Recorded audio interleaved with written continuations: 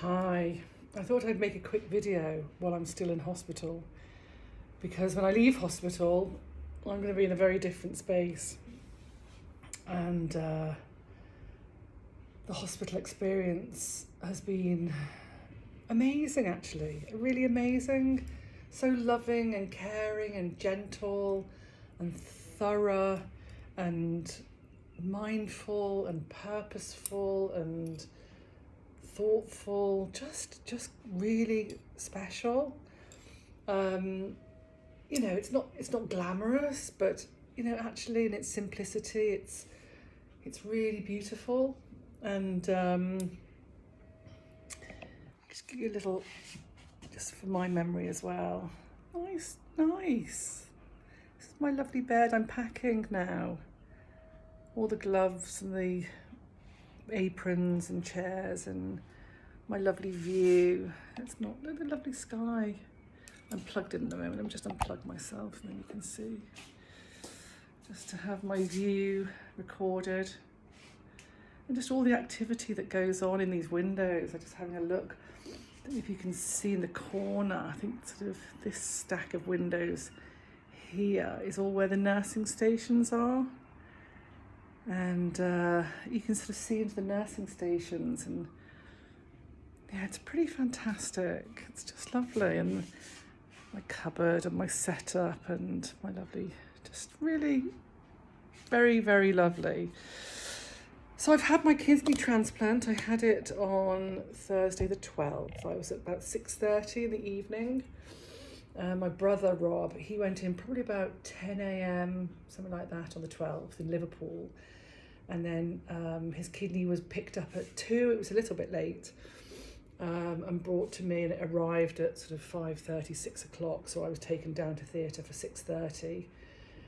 And then I had my surgery. It was just that going to surgery was quite extraordinary.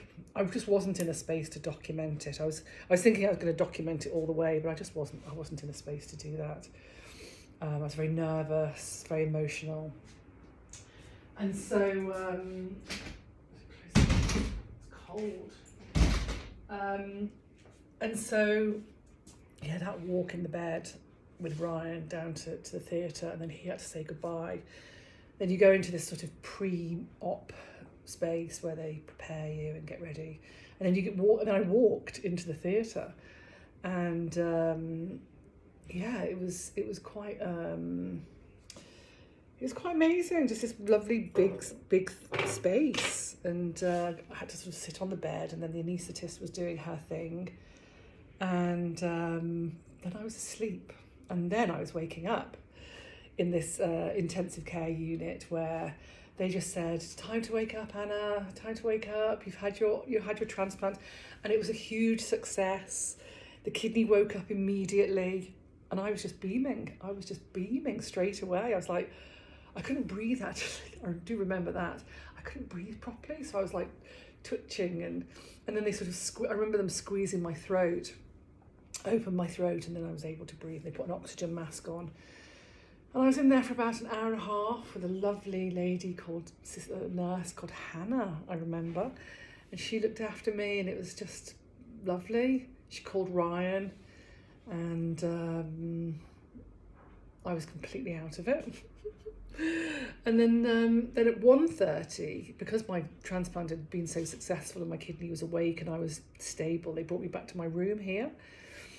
And then just through the night, just hooked up to fluids, pain relief, heart monitor, a catheter, blood pressure monitor, all that. So yeah, it was pretty full on. And through the night and for that day and everything, I was on a lot of strong pain relief on fentanyl, yeah, and quite full on, taking medication. Started my immune suppressants actually the night before I went into surgery, so that was quite interesting. My body really reacted with a very hot flush. Anyway, Next day after my surgery, I got out of bed for 4 hours and sat, and that was nice. And then I was knackered, went back to sleep, still on the fentanyl, and then went to anywhere. Went to bed, from bed to chair. The next day I got up for a bit more, walked around a bit, and I'm very, very sore. My wound is about 8 inches and goes like that. So my cesarean scar is like that, and then it continues and goes up.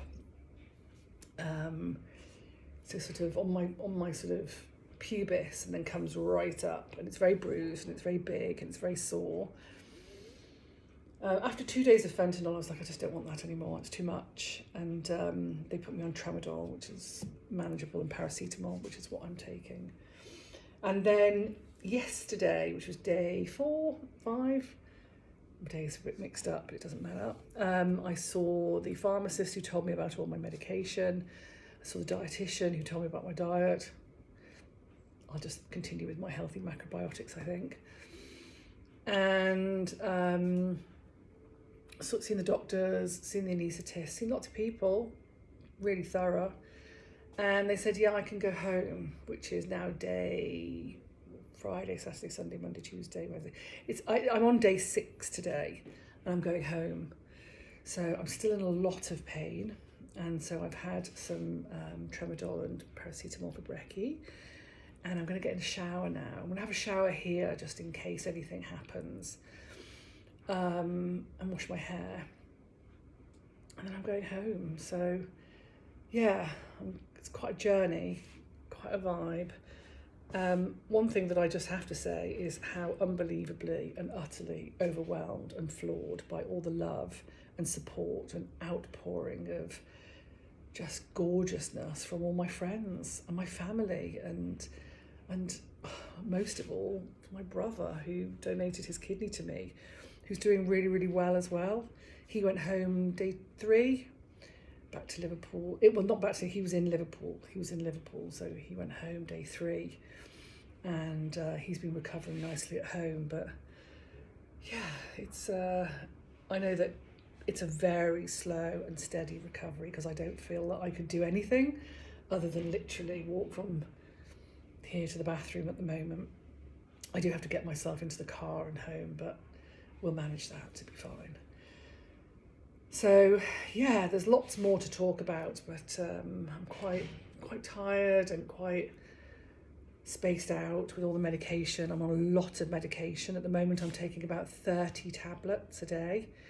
Some of them are multiples of, one's like 5 tablets of the steroids and 4, there's actually 9 antidepressant and anti-rejection immune suppressants.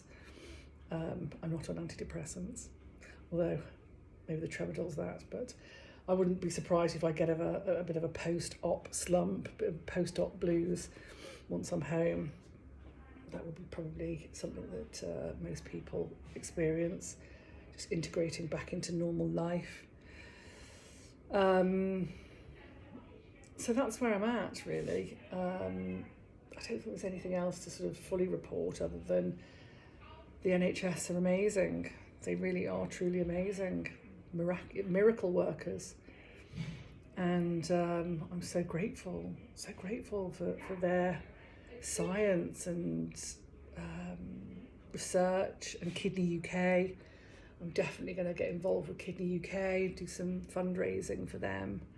Once I'm up and about, I'll do a walk or something like that, and raise some money and try and, give back a little bit, because this is amazing. Anyway, I think that's all I need to say. The other thing that I won't go into, because it's a bit of an overshare, is the whole bowel movement combination of, I didn't move my bowels for 5 days. Because when they do the surgery, apparently, they move your bowels over. And then after the surgery, they all come back, and it takes a while for them to start functioning again. And I think I've got a bit of a stubborn bowel at the best of times. But you don't need to know that. But it's interesting, because that's part of the conversation, and the whole urine output. My kidney was putting urine out loads day one. So my kidney is really happy. And I've been doing all the healing. So just on that note, actually, I have been listening to mantra and chanting and natural sound of the earth and Mother Nature, but mostly mantras and chanting on loop since I arrived. So that's for 6 days solidly. And I just paused it while I'm making this message. So I'm still listening to that. I've got my crystals that I've been putting on me. I've been praying and calling in all the divine masters, as well as my own divine spirit and soul guides. So a lot of prayer. And then just doing a lot of healing on myself and just all that sort of inviting change in the body and healing in the body, which responds so well as all your healing as well. And then I've had my essential oils. The essential oils. The staff here have loved the essential oils. In fact, I'm going to make 40 roller balls to give to all the staff here. I'm going to bring them when I come for my 6-week post-op check. I'm going to give them all roller balls. I'm going to make those. But they've loved the vibe in here. They've loved the mantras and the chanting and the aromatherapy. You know, I've just had that going on, and my products. I've been using some Neil's Yard Remedy products. I've been using some Tropic facial products, and some home blends by some of my gorgeous friends. So yeah, essential oils are it. I can't take any herbal remedies. I can't even have herbal teas. Can you believe it? So I can have lemon waters and I can have fruit teas, but I just can't have. I'm going to check if I can have jasmine, because I do love jasmine. But some of them interfere with the immune suppressant tacrolimus levels. So yeah, it's an interesting move and shift from being one that looks after their immune system and boosts their immune system and their health as a sort of way of life, is now completely different and changed in that I can't do that. I mustn't boost my immune system too much. In fact, I have to. Well, you can keep a healthy diet. You keep a healthy diet, and but you stay on the immune suppressants for the rest of my life. So yeah. Anyway, I'm going to go and have a shower and wash my hair and get dressed and pack. I've got 2 hours until Ryan arrives, and I can only walk at snail's pace. So I'm just going to potter. Oh, I am in a bit of pain. Oh, fucking hell. Oh, it is painful. It's proper painful. Breathing, that's the other thing I've been doing a lot of. In fact, one of the things they say when you're stationary, I've had those compression socks on to prevent DVT, and I had these massage things, electronically massaging my legs. But the other thing they say when you're stationary is to do a lot of deep breathing, because the lungs collapse. And so I've been doing a lot of long, deep breathing and different types of pranayama. So that's been super helpful as well. And just some really gentle movement. So I'm so grateful for all my practices and knowledge of my practices. And again, hopefully that I can be of service going forward to help people who are in transplant or any chronic recovery or situations, to give them support and help. Let's see. That's why, I want to do my macrobiotic coaching, and that will be inside my macrobiotic coaching to help people in that way. So anyway, I think that's 15 minutes almost. Wow, that's gone quick. So I hope you don't mind me sharing all of that, and I hope that it helps. That's really the point, is to help people. I know that when I was running up to my transplant, I was just terrified.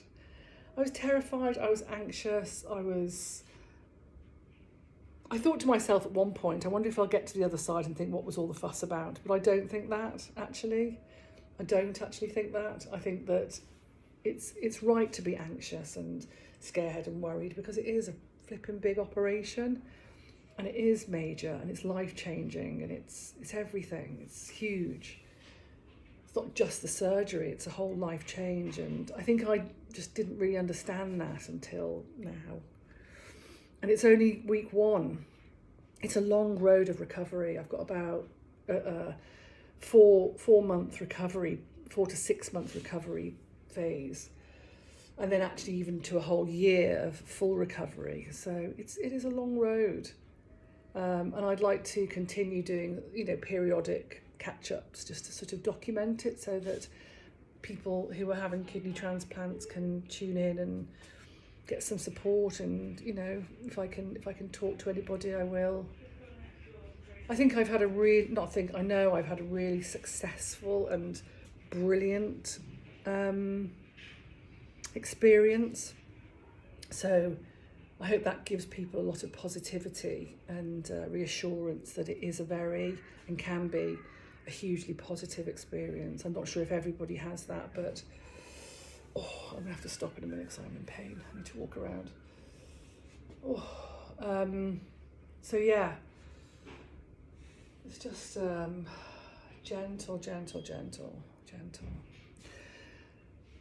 And having been a complete workaholic, and just before I was having my transplant, my business sort of ramped up, and I'll continue on those projects, but just from afar until I can get back. But yeah, it's all good. It's all good. So I'm going to send loads of love, and thank you for watching. Gosh, it's even now 17 minutes.